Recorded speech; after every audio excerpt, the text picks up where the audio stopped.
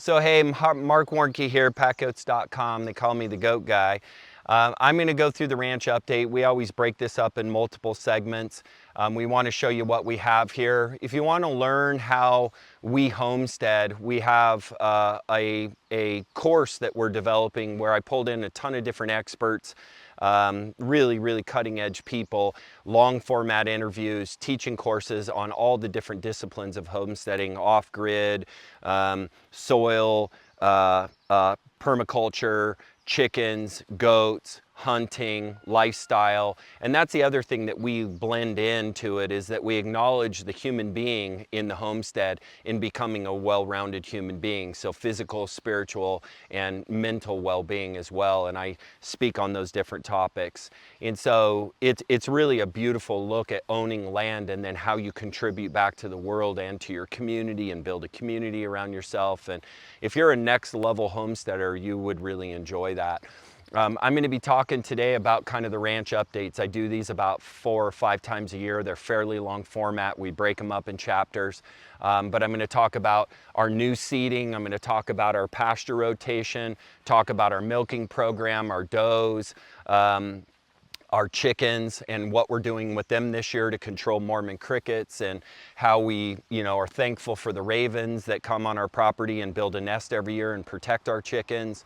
And then we've done some other infrastructure stuff. We've developed an Airbnb here on the property. It's almost done. I hesitate to show you because it's so close to being done. I'd rather show you when it's done, but I'm going to let you have a peek at it.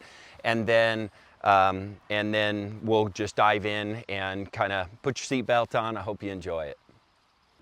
So this is our where we're raising the poults this year. They're closer to the house and they're going to be easier to clean up their mess. And raising baby chickens is a stinky, I hate this part of raising chickens because they stink and they're messy and all that good stuff. But these guys are about ready to be now put out. These are Bieldefelders, and if you remember our chicken experiment last year, we went with Bieldefelders, and then we also raised Red Rangers.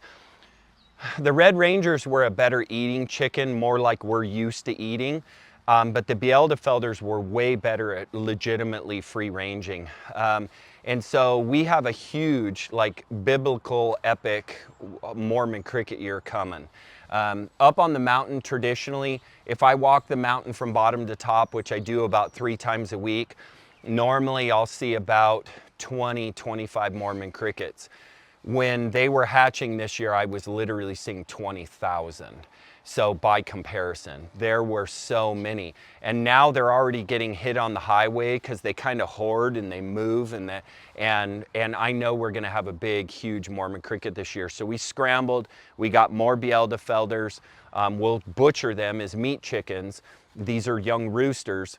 And the nice part about Bieldefelders is you can tell the difference between a hen and a rooster when they're born, because they have different coloration, which is not true of all chickens. And so we were able to get a bunch of roosters, and we're going to raise these, and then we're going to put them in our little mobile coop, that coop that we built on wheels, and we'll put them out in the creek pasture, and that way they'll run that hillside perimeter and keep the Mormon crickets from eating all our valuable grays. And we're going to use chickens to combat them rather than poison or the other things that are traditionally used. So these are the older ones. I think we have 35 total, and we're going to get about another 30. And then we also sell the chickens. We can get about $25 a chicken for really intentionally raised birds here in Boise. We have a very wealthy community here, and people are willing to pay extra for not only, and I'll talk about that, is that we don't sell based on just what we're selling. We sell based on how we're doing it. We help people to understand the impact we're trying to make on the planet, the impact that we're trying to make on our community, and the care that we give our animals and how they're raised.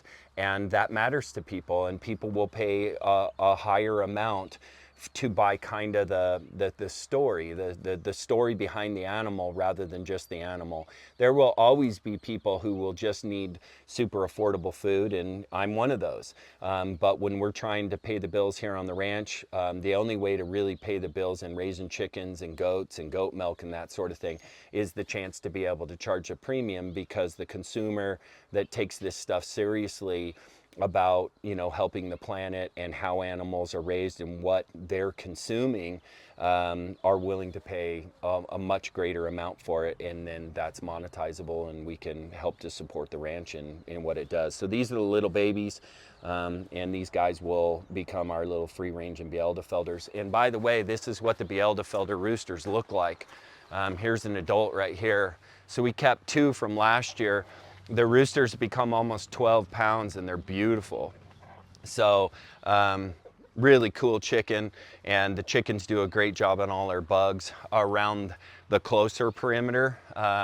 The rooster crowing thing I've come to enjoy, but he does start cock-a-doodle-dooing at about 4 o'clock in the morning, so that's why his roost is further away from the house, and I don't want to wake up at 4:30. So there's that.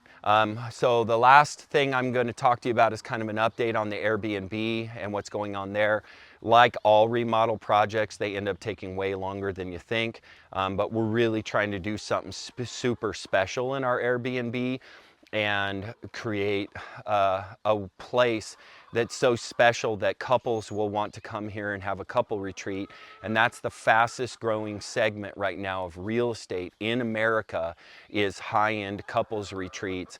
So our thought is a really nice Airbnb, a nice dinner that consists of things that are off the ranch, and then things like horseback ride, mountaintop picnic, a tour of the ranch and what we're trying to do here on Ripple Ranch, teach them about permaculture and sustainable ranching and animals and goats, and let them milk a goat and have a really neat experience. And for that, driving a premium, we see ourselves being able to get up into the $400 to $600 a night for that sort of thing. And you got to remember, Boise is a crazy place. I'm only 21 minutes from downtown, and you put a reservation in at a restaurant right now, that there's one called Barbacoa, and dinner there for 2, if you drink, it's $300 to $400. And I tried to place a reservation there recently when a client was coming in and wanted to take Trisha and I out to dinner, and I had to reserve 3 weeks in advance just to get in there, and it's a huge place. So there are people with massive amounts of cash, and we are trying to cater to them, and that's something that I want to speak about. I'm a guy who fights every month to make sure that everything gets paid for.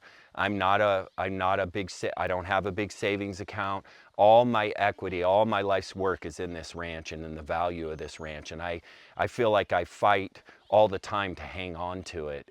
We're not safe yet. We do not know everything in the future. We don't have all our ducks in a row. We are still fighting, doing the grind, making sure that the bills get paid. And so one of the things that I see in this economy right now is that I believe, unfortunately, the way that our political and economical future looks, the amount of people that we're going to really have the haves and the have-nots. And the have-nots is getting bigger, and the haves is getting smaller. And I look at the way I produce a living, which is through the hunting industry, through pack goats, through ranching, through those things, as being a business that really caters to people that are in that middle. And that consumer is going to have less and less money. And if I'm going to survive over these next couple of years, I have to have a way to tap into the haves. And the haves have plenty of cash. They're going to be super stable. They're going to roll right through this economic low. And the have-nots are going to be the people that are struggling to buy butter and eggs and food and put gas in their car and make the rent and buy a home. And I'm in that category. So I'm channeling all my businesses to high-end clientele. My hunting business, my pack goat business never will really be that. There's always a segment that's there, but I build really high-end equipment for the upper portion of that industry. But at the same time,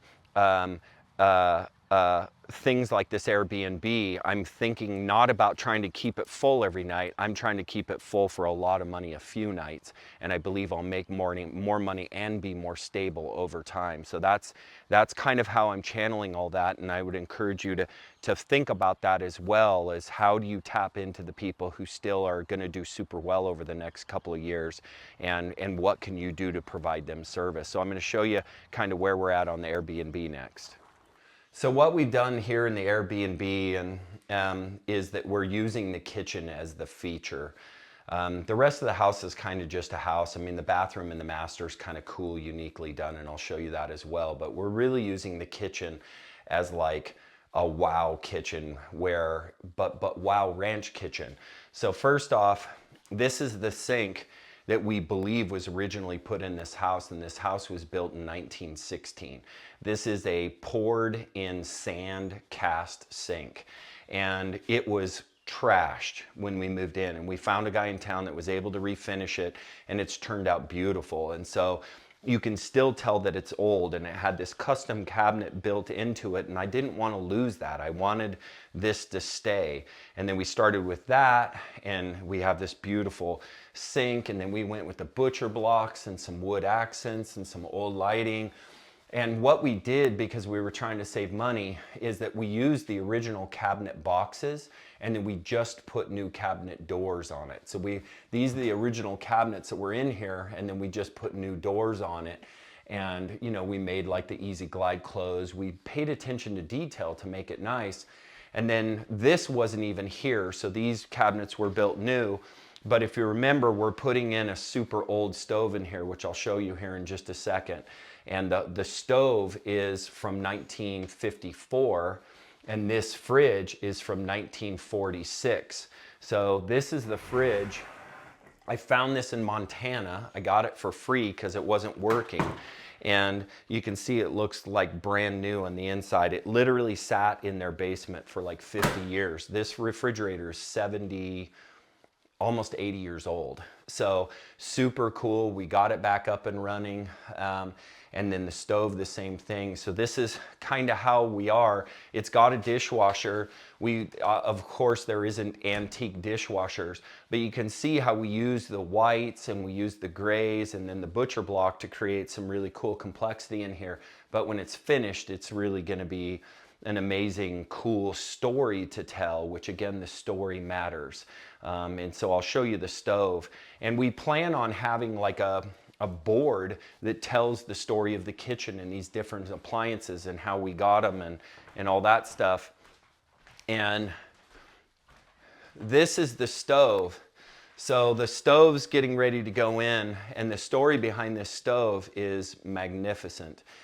This stove was owned by a Japanese lady in Ontario, close to us, and there was an internment camp there. And if you don't know what an internment camp is, it was where during World War II, we took all the Japanese nationals that were Americans and put them in camps during the war because they thought potentially they were kind of inside agents. And so they were forced to live in this communal living and be held in an internment camp.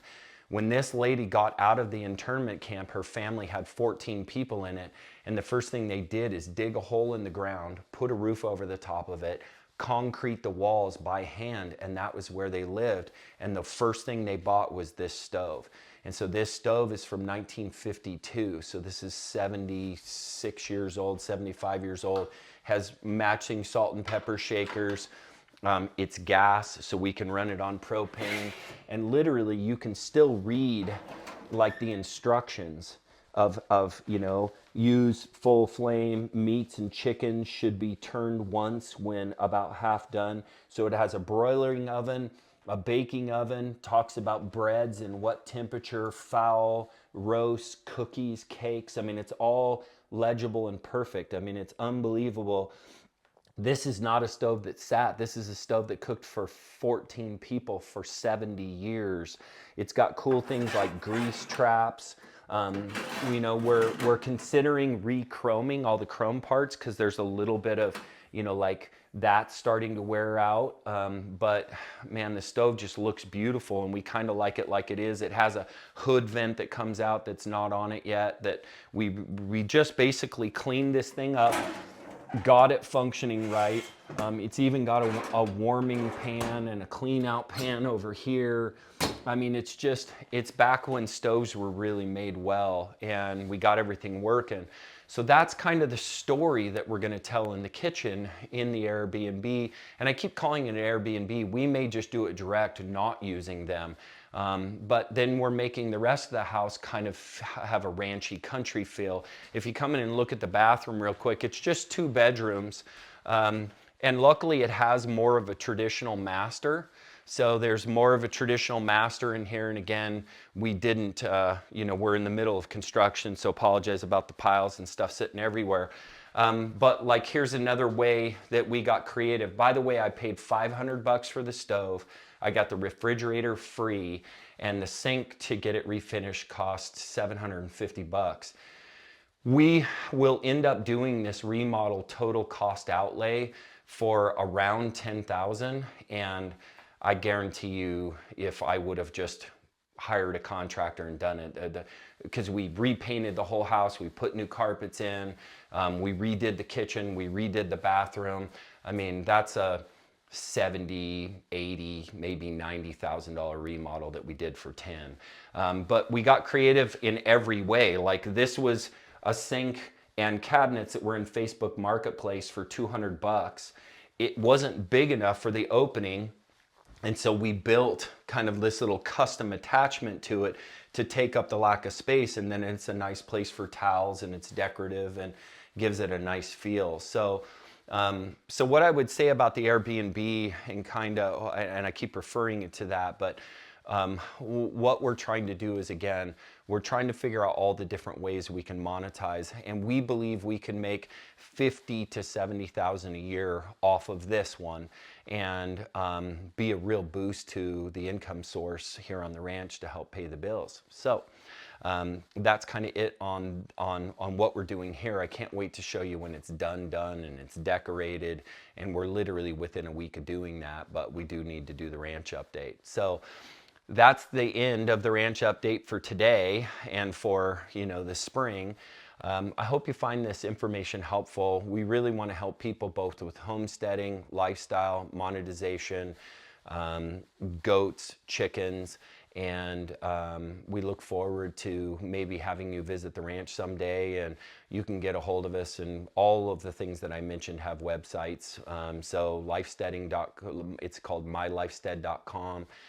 We also have PackGoats.com, as well as YouTube channels, Instagram, and all that good stuff. So I'm easy to find if you're looking for us. So please let us know if we can be helpful, and we really enjoy your comments. So make some. All right, take care. Bye-bye.